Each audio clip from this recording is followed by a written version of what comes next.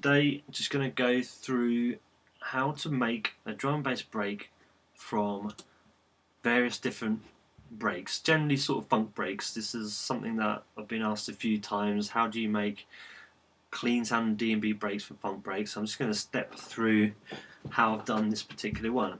The one we're looking at is the Villem Mcleod Orange Soda Break. It's in the new sample pack and it goes like this.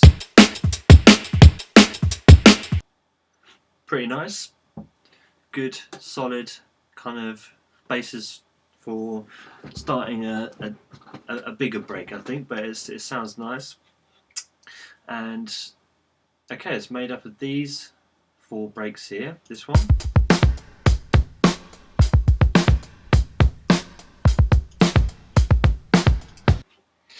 this one,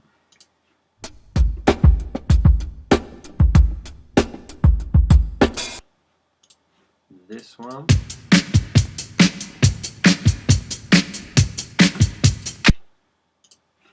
and that little one there. Right, let's break it down and see exactly what I've done.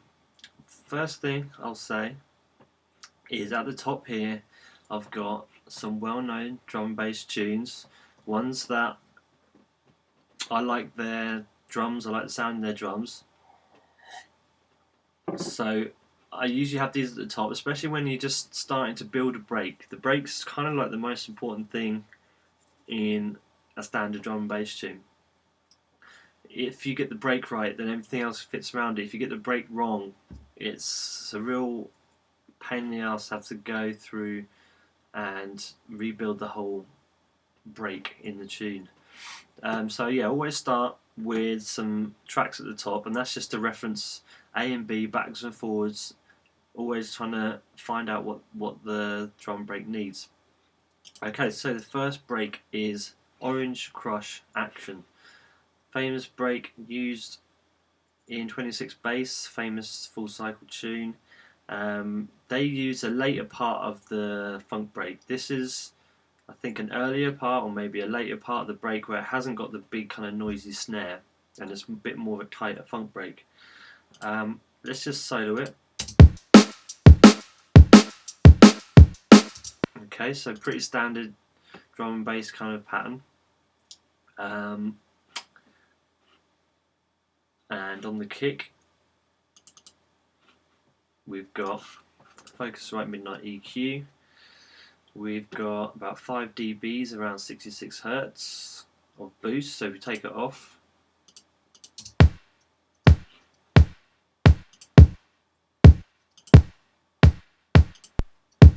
It's giving us a much more punch. We've also got 4 dBs at 300 Hz, and that's about it. So we're just using an EQ to give the kick a lot more weight.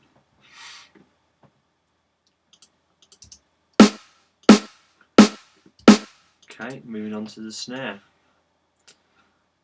Snare, we've got almost 4 dBs, probably around about 100 Hz. Sounds a bit random, but that's obviously what sounded good at the time. We've got a couple of dBs at about 170 Hz, kind of like the low end of the thump of the snare, and we've got a couple of dBs at about 3K, giving it a bit more tops.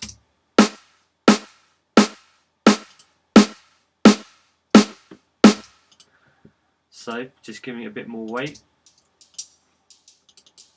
and the hi-hats rolled all the way up to about 2K and boosted around 7K. Okay, next thing, it's just a snare layer. It's just a snare layer from this Black Dog break, and it's rolled all the way up. This little notch here is obviously to make it less toppy and probably just to blend it in with the rest of the breaks. And then we've got this ESG dance break.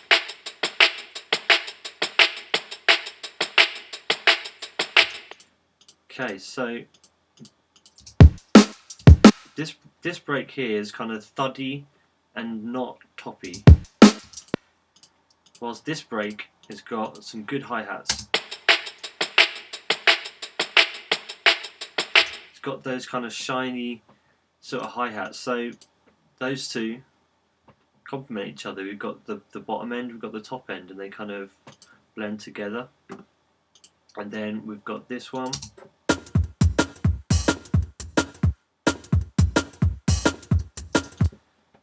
Cool little break, really like the sound of the snare, and it's got these sort of ghost kicks that help push the overall break along.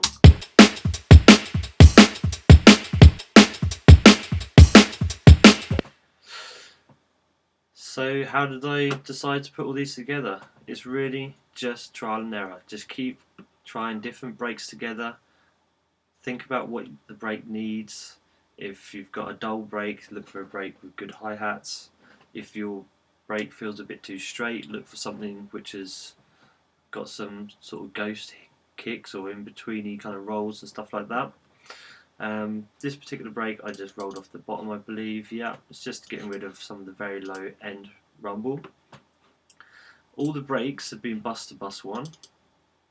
Bus 1 has a transient shaper on it, and it's just pulling in the release.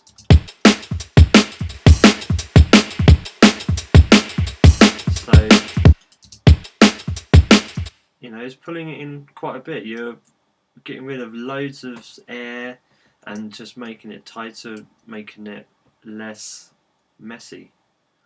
When you're running a sort of tempos like drum and bass, you want to clean it up a bit, just to make it tight and nice. Transient shaping is the best way to do that. And then on top of that, we've got an air windows density, and that's just doing a bit of distortion. It's kind of really just gelling it all together and sort of bringing it together a bit. And on bus 2 is some reverb, Lex Vintage plate with all the bottom end rolled off up to about 1K, and then that's giving us some reverb.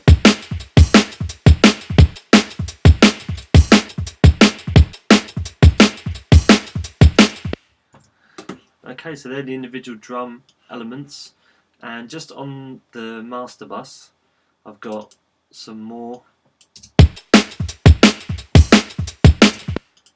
transient shaping, a little bit of attack to make it pop, sustain just to make it tighter again.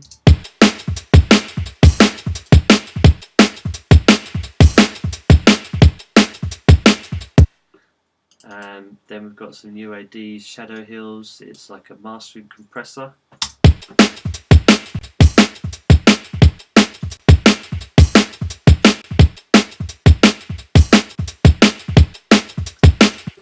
Gives it a certain sound. Sometimes I use it, sometimes I don't. And then just an ozone to catch any peaks. And then I'll just bounce that break, and that's a break to use. So that's kind of some of the processes I use to make a drum break out of lots of different funk breaks. Okay, hope that helps. Catch you next time.